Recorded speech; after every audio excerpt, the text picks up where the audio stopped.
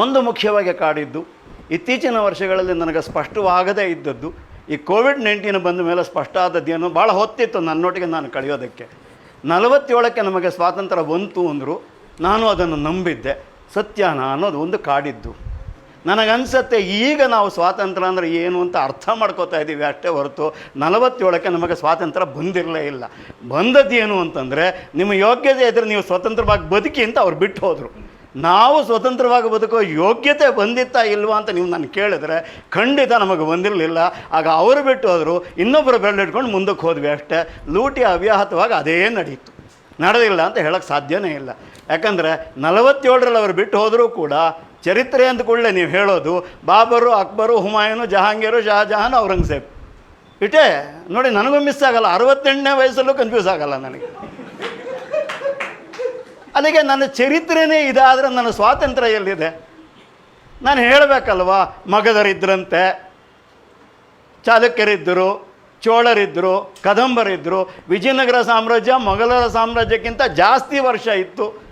ಆದರೂ ನಾವು ವಿಜಯನಗರ ಅಂದರೆ ನಾವು ಹೇಳೋದು ಬರೀ ಇಷ್ಟೇ, ಏನು ಬಳ್ಳೆಗಳಲ್ಲಿ ಚಿನ್ನ ಬೆಳ್ಳಿ ಮಾರ್ತಿದ್ರು. ಯಾವ ಕರ್ಮರಿ ಅದೇ ಅದು ಅವ್ರದ್ದು. ಇದು ಹೇಳಬೇಕಾದ್ರೇನು, ಬಹಳ ನ್ಯಾಯವಾದಿಗಳು.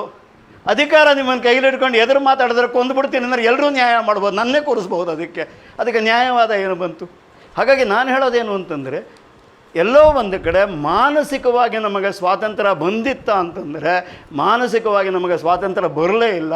Because we are not prepared for independence at all. ಅಂದರೆ ನಾವು ಜನರು ಪ್ರಿಪೇರ್ ಆಗಿರ್ಬೋದು, ಆದರೆ ಮಾನಸಿಕವಾಗಿ ನಾವು ಸ್ವತಂತ್ರ ಆಗೋದಕ್ಕೆ ನಮ್ಮನ್ನು ಯಾರೂ ಬಿಡಲಿಲ್ಲ. ಬಿಟ್ಟಿದ್ದರೆ ಸ್ವತಂತ್ರ ಆಗ್ತಿದ್ವಿ. ಜನ ಸ್ವತಂತ್ರ ಆಗ್ತಾರೆ, ಬಿಡಬೇಕಿತ್ತಲ್ವ? ಯಾವ ಭಾವಕ್ಕೆ ಹೇಳ್ತಿದ್ದೀನಿ ಅಂತಂದರೆ, ಮೊನ್ನೆ ಮೋದಿಯವರ ಭಾಷಣ 6 ಗಂಟೆಗೆ ಅಂತ. 6 ಗಂಟೆಗೆ ಶುರುವಾಗುತ್ತೆ ಅಂತ 4 ಗಂಟೆಯಿಂದ ಅನೌನ್ಸ್ಮೆಂಟು ಎಲ್ಲ ಚಾನಲಲ್ಲೂ. ಮೋದಿಯವರು 6 ಗಂಟೆಗೆ ಮಾಡ್ತಾರೆ, ಸ್ಪೆಷಲ್ ಏನಾದರೂ ಕೊಡ್ತಾರಾ, ಹಬ್ಬಕ್ಕೆ ಏನಾದರೂ ಕೊಡ್ತಾರಾ? ಎಂಥ ತಳಿರಿ, ಭಿಕ್ಷುಕರ ತಳಿನೇನ್ರಿ?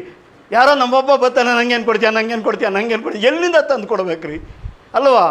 ಮಾನಸಿಕವಾಗಿ ಒಂದು ಚಾನಲ್ಲು, ಬಹಳ ಒಳ್ಳೆ TRP ಇರೋ ಚಾನಲ್ಲು, ಹಬ್ಬಕ್ಕೇನಾದರೂ ಸ್ಪೆಷಲ್ ಗಿಫ್ಟ್ ಕೊಡ್ತಾರಾ? ನನಗೆ ಅಸಹ್ಯ ಅನ್ಸುತ್ತೆ ಒಂದೊಂದು ನಿಮಿಷ. ಇನ್ನೂ ಏನು ಕೊಡ್ತೀಯ ಅಂದರೆ ನಾವಿರೋದು ಯಾಕ್ರಿ?